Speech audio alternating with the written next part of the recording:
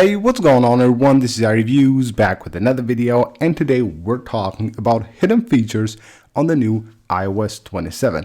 Now iOS 27 beta 1 is here with a ton of new features and changes, and in today's video we have some features that Apple hasn't talked about and that you should know that are coming to your device with the new iOS 27.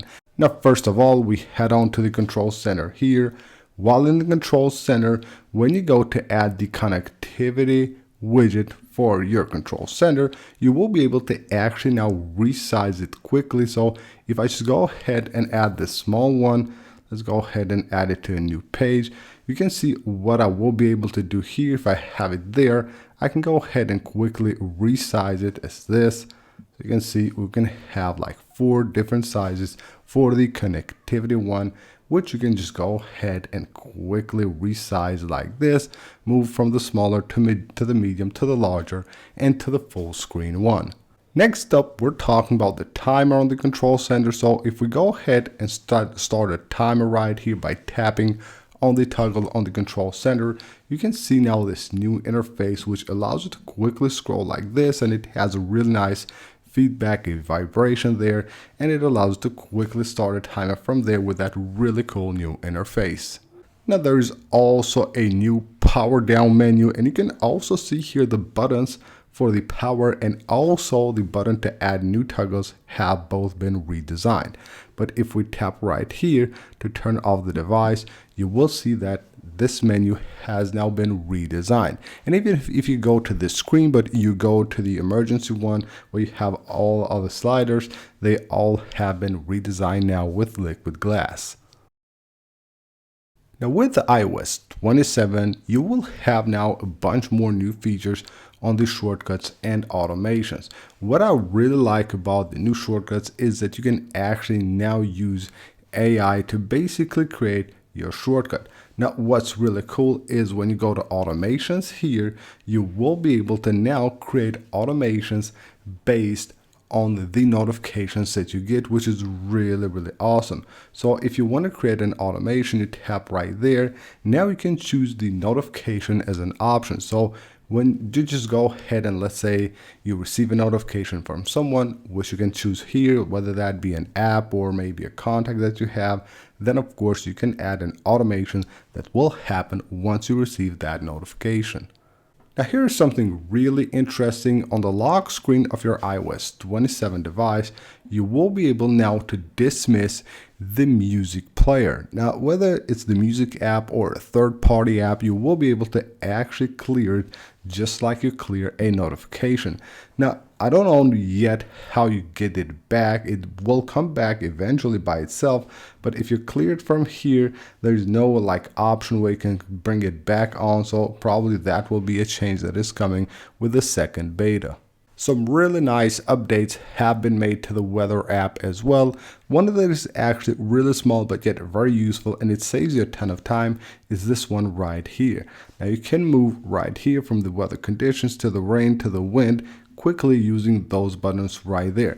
Previously you had to actually tap there on an arrow and it would bring it down like a menu from where you could switch. Now you will have just these 3 buttons to quickly switch from there. On the lock screen, when you go now to customize your lock screen, you will be able to actually use a really tiny clock. So when you tap here to go to customize your clock, you will see this little button. You tap right there and there you have it. Now you get a super clean lock screen on your device. All you have here is your wallpaper standing out and the small clock right there at the date. Now something that I really like on iOS 27 is what Apple has done with the keyboard. So when you have something copied, like right here, I have a text copied from the Notes app.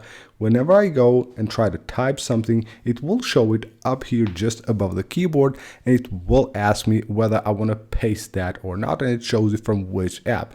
Now I can even do the same with screenshots. If you have a screenshot, you copy it, you will be able to actually go ahead and now choose that to paste right there. So when you tap right here, copy and delete, you will have it now on your clipboard, and you can see it says here paste from screenshots. You can go ahead and now paste directly from here.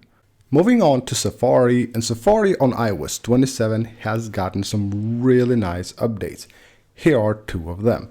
You tap on this button right here.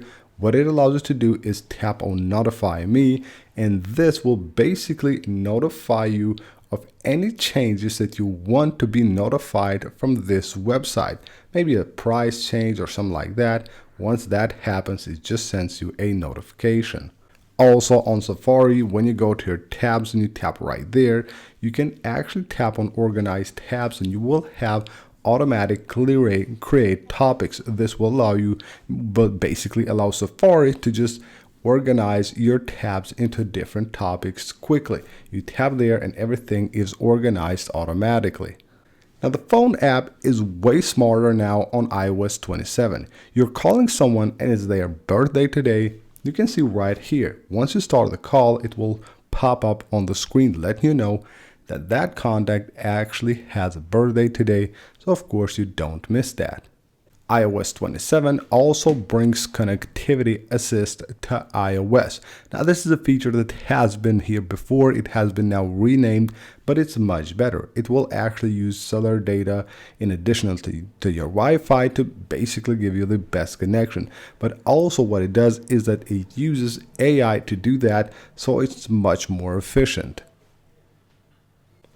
Now I'm calling it right here and you will see once it happens, but once iOS 27 gets out to the public and third-party apps start releasing updates, this will be one of the biggest things, the full screen home screen widget for your device.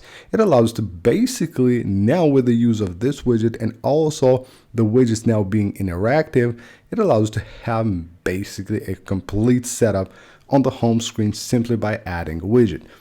Let's say you add a widget like this, full screen, it is transparent, it is interactive, it's actually a full setup with just one click. So this will be really cool. So full screen home screen widgets are now here with iOS 27.